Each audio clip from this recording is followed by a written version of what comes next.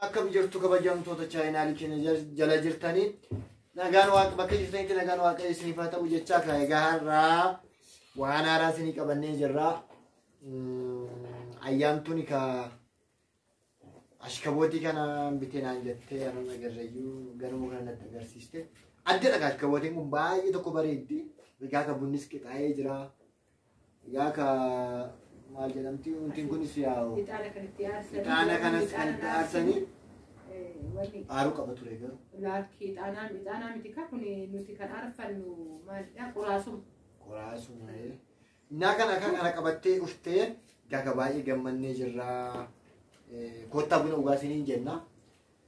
Egaa ka waan hafe immoo isheen isiniif haa dabaltu mi'a akka kanaarree sinii bituu dandeenya jechuu barbaaddeetu natti fakkaata. Egaa ka warri fedha qabdan mi'a akka kanaa kana bitattanii gaafa dhuftan mana qixaatti akka galtan sinii hawwinaa jechaadha. Egaa ka yaada qabdu immoo isheen sinii dabalti. Ashama bakka jirtanitti nagaan keenya sinaa qaqqabu siniin jechuu jaalannaa baga jiraatanii baga eeggamtanii yoo na eegdanii egaa ka har'a mana keenya keessatti wanta tokko egaa waan hundaayyuu akkuma baratame ani ofii kiyyaa waan itti jiraadhurraa jechuudha kanan namaafillee ibsu dursuma dursaan kana waan akkanaa kana dubbachaa turte. Egaa ka turtii yeroo dheeraadhaan booda rakabootii biteen kana keessan dhufeetoo jira. Rakabootii kana gatii isaallee sirriitti akkasuma immoo iyyuu walumaan buna keenya dhiyeeffannee rakabootii kanas isinii meeqatu guutee jechuun keessan oolu masqammacaan isaallee meeqa yookaan kan isiniin irra taa'ullee meeqa isin akka argitan daradaramee jira. Meeqa fudhate jechuu dandeessu. Isa hundaayyuu akkuma tartiiba isaan isinii ibsa walumaan buna keenya dhugaa walumaan haasofnaa walumaan turtii goonaa warroonni chaayinaala keenya faarawata kan garaatan sabiskiraayibii godhuun maatii keenya taasiniin jenna. Warroonni nu faana turtii gootan yaada keessanis koomentii jalatti nu barreessa. Asumaan immoo warri ganan dubbadhaafan imma kan dhufeefis beeksisuun koonne kanuma. Ofii kiyyaa waan itti jiraadhu hawaasa kootiif nan beeksisa yeroo kamiyyuu. Rakabootiin kun baay'een jaaladhe. Isa dhugaa yeroo dheeraa waan ture isaa fi abbaa gadaa yeroo kamiyyuu immoo yeroo ayyaanaa wayiitti irratti jechuudha uffata aadaa wajjin uffatamu. Kan itti dhiyaatanii kana garuu keessummaa keellee ta'e mana keefillee ta'e baay'ee bareeda.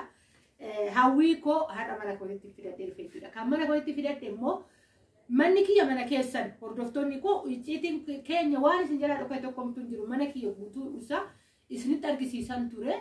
Kanaafuyyuu wanta jiru hundaa walumaan laalaa isiniin jechuun jaaladhaa akka argaa jirtan asitti isinitti mul'ata jabanaan kan irra taa'ee jiru isa maandajaadha. Maandajaa wajjin gurguramaa maandajaa jedhee akkasuma kan jabanaan irra taa'u argaa jirtu jabanaan kan irra taa'u libbi qirtsiidhaniini jedheet kan ixaana irratti aarsan jedheet bakka tokkotti meeshaan kun meeshaa meeqa 40 ture kana wajjin rakabootii wajjin 40 meeshaalee 4 bakka tokkotti gurguru jechuudha. Kanaafuyyuu meeshaan kun baay'ee bareedaa. Siniin kun meeqa qabaa jechuu dandeessanii isinii 12dha kan qabu. Isiniin jechuun jaaladhaa akka argaa jirtan bareedee addaatee asirratti argama. Rakabootii kanas meeqan bitte jechuun keessan hin oolu 2500 nan bitee isiniin jechuun jaaladhaa. Gatiin isaa jechuudha yeroo kanatti kan ittiin jiru. Kanaadha kan boruun beeku. Yeroo baay'ee meeshaan gaafa dubbadhu har'a gabaa har'aa kana argitaa boru gabaa saniin arguu dhabuu dandeessa. Kanaan ani bitee guyyaa kaleessatti har'a viidiyoo irratti isin hojjedhe jechuudha. Oolcheen bulchuu jedheen viidiyoo irratti isin qabadhee dhufe rakabootiin kun muluma isaati ka maqamacaa isinii yookaan kan teechoo kan jabanaan irra taa'u jedhee isa kan ixaanni itti aadu jedhee warri immoo akkuma kiyya immoo qoraasuma aarfattanii jiraachuu dandeessan.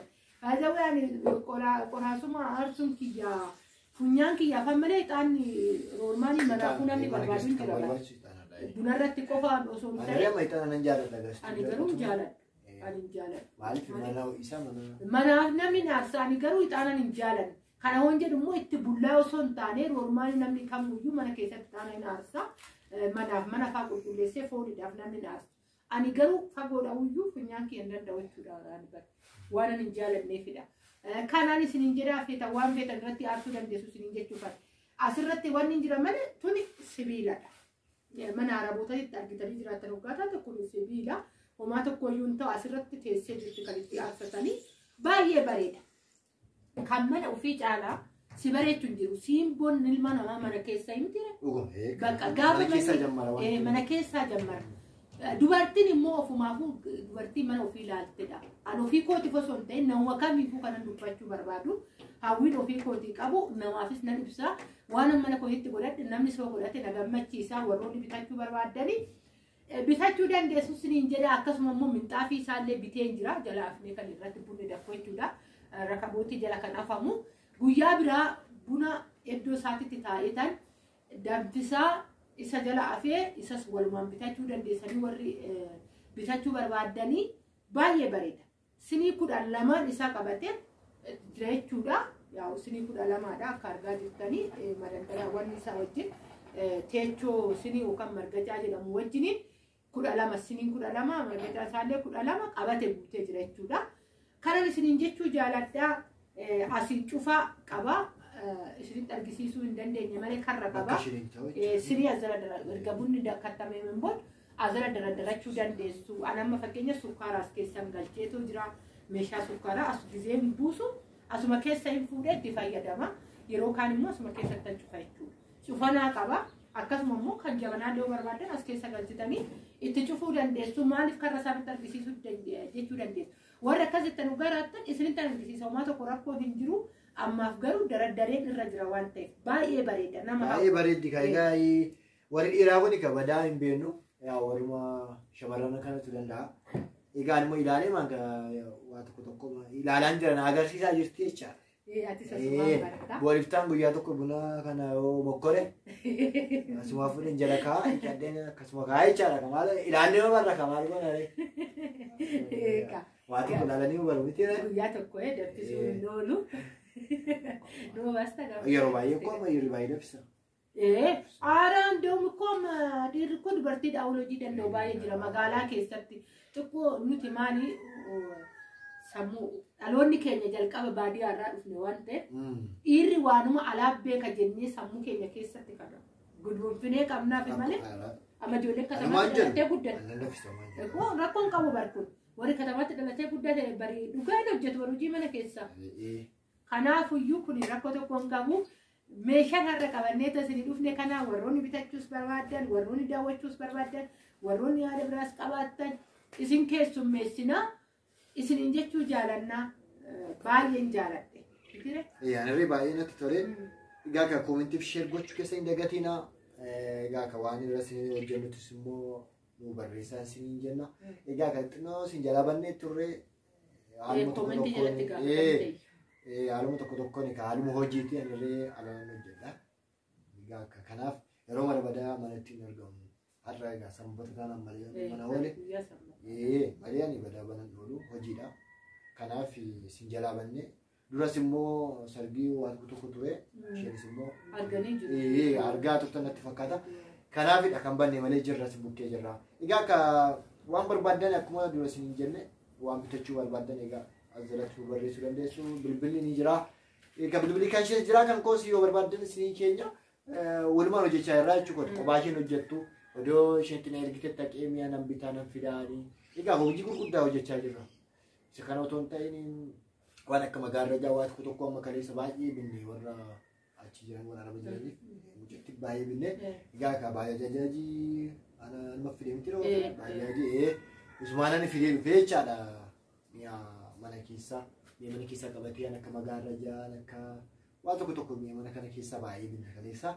Egaa akkatti binnee keenye bakka isaan nu geessan sanatti immoo baay'inee mi'a walitti mi'a mana keessaa biifee keessa kan jiru muluu egaa qabannee erginaaf jecha egaa akkatti hojjechaa ni jira. Kanaafuu isinii ergama rakkoon tokko hin jiru isinii jenna. Egaa akka laayikii fi koomentii keessan hin dagatina waan irratti isin hojjennu immoo isinii jenna. Turtii gaarii galatooma. Bakka jirtanitti nagaan taa hedduu isin jaalannaa hedduu isin kabajna. Egaa kaammoo gaafa tokko afeetan faa godheetan minxaafii isaa wajjiniin bootaa isaatitti isiniif dhufa jechuudha. Ammaaf wanti jiru kana fakkaataa itti bohaarmaaf wanta biyya keessa argamu kun nama gammachiisa.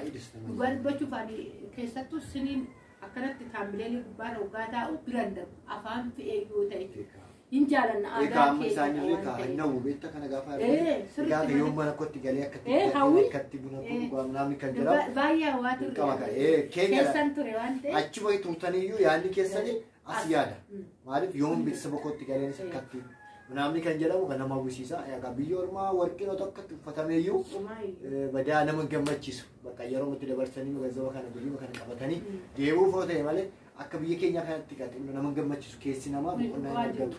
Kanaaf mana namaa hojjettu dhiisiti warroonni Awurooppaa, Kanaadaa, Jarman maaloo jiraatu maal jedhu nuti hirribni keenya Ameerikaadha abjuun keenya garuu Itoophiyaadha. Egaa an akka biyya ofii hin jiru jechuudha barbaadne. Egaa kan hunuma qaqqabdu waaqa isinii kanannaa rakkoon tokko hin jiru. Iftanii isinis akkasuma kan itti bu'aaruu ni dandeessu kanaaf. Yookaan warroonni simannaadhaan ta'u kan mana isaaniitti akkatti dhiyeessinee buna danfisnee isinillee simachuu dandeenya. Mana keessanitti illee warri gaafa galtan nu bilbiltanii mana kiyyatti nu eeggattanillee rakkoon dhiyeessinee danfisnee isin eeguu dandeenya. Kanaafuu viidiyoo isinitti dheeressinu bakka isatti nagaa nuu ta'a baay'ee isin jaalannaa turtii gaarii yaadatti qabda. Yaada bakka fiteera. Xumurte? Salama faatti moo? Yeroo itti yaadutti akkas.